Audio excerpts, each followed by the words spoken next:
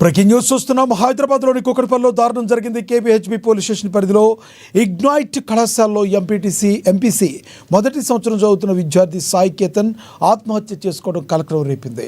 విషయం తెలుసుకున్న మృతుడి తల్లిదండ్రులు ఆవేదన వ్యక్తం చేశారు.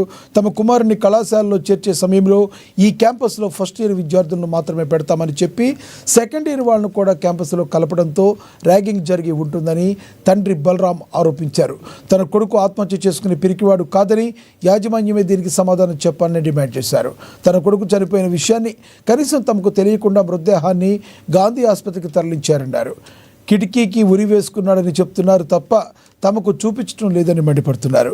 పోలీసులు యాజమాన్యం కలిసి తమకు అన్యాయం చేస్తున్నారని ఆరోపించారు. గతంలో కూడా తమతో మాట్లాడుతూ శ్రీకేతన్ ఆవేదన వ్యక్తం చేశారని తల్లి నాగలక్ష్మి కన్నీటి పర్యంతమయ్యారు.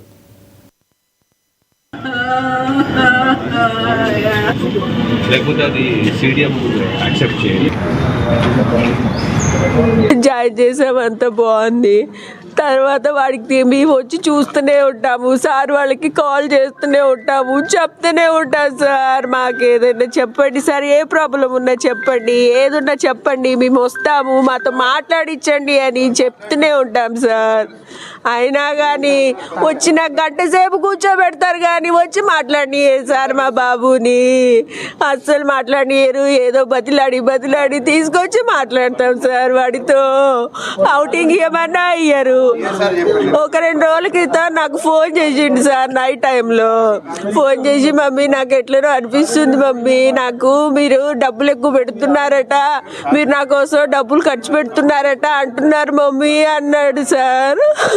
అదేంటి నాన్న అట్లా ఎందుకు అనుకుంటాం, ఏమనుకోకు నాన్న అంటే, నాకు ఏదేదో అంటున్నారు మమ్మీ, నాకు ఏదేదో అనిపిస్తుంది మమ్మీ అని కాల్ చేసి పెట్టేశాడు సార్. తర్వాత నెక్స్ట్ మా తమ్ముడే పంపించాను సార్ కాలేజీకి.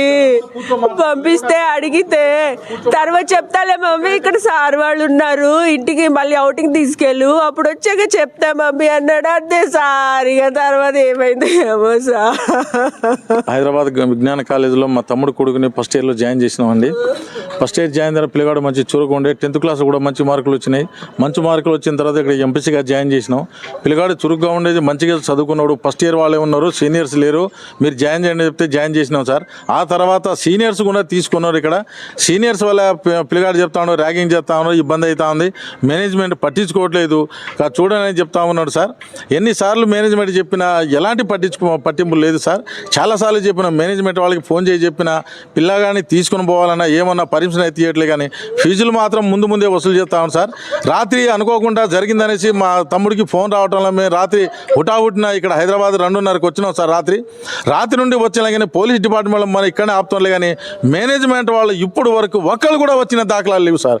పిల్లగాడు ఎక్కడ ఉన్నాడు, హాస్టల్ ఇక్కడ ఉన్నాడా, లేకుంటే మార్చిలో ఇక్కడ గాంధీ హాస్పిటల్ అయితే ఏ హాస్పిటల్ పెట్టారో మాకు చూపెట్టంటే చూపెట్టే వాళ్ళే లేరు సార్. రాత్రి నుండి ఏమీ లేకుండా మేము బాధపడుతూ ఇక్కడే ఉన్నాం, కానీ ఎవరు పట్టించుకునే నాదుడే లేడు సార్. ఈ కాలేజీ వాళ్ళ మేనేజ్మెంట్ వాళ్ళకి ఎన్నిసార్లు అడిగినాం మేము. సీఏ గారికి చెప్పాను, సీఏ గారు మేనేజ్మెంట్ వాళ్ళని పిలవండి, మా అబ్బాయి ఎక్కడ ఉన్నాడు, ఏం చేస్తున్నాడు, అసలు ఎక్కడ పెట్టారు, మాకు తెలియకుండా పంపడానికి కారణం ఏంది.